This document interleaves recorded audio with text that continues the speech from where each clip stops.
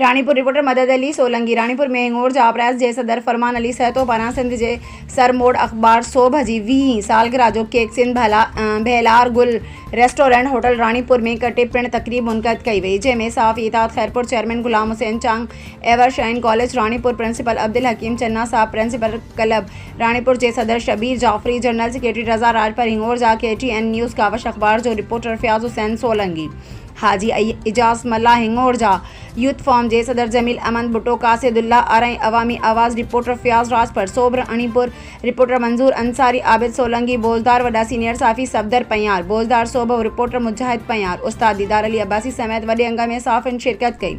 अॻवाणनि तकरीब के ख़िताब कंदे चयो त सोब अख़बार मज़लूमनि जो साथ ॾिनो आहे। सिंध जे झड़ जंग में रहंदड़ माण्हुनि जे तर्जुमान बणी आहे। सिंध जे बुनियादी मसइलनि खे हाईलाइट करे आला ऐवाननि ताईं पहुचाए पंहिंजो किरदारु अदा कयो आहे। हिननि चयो त सिंध जे सर मोड़ सोब अख़बार जे 20 सालगिरह मल्हाई पई वञे।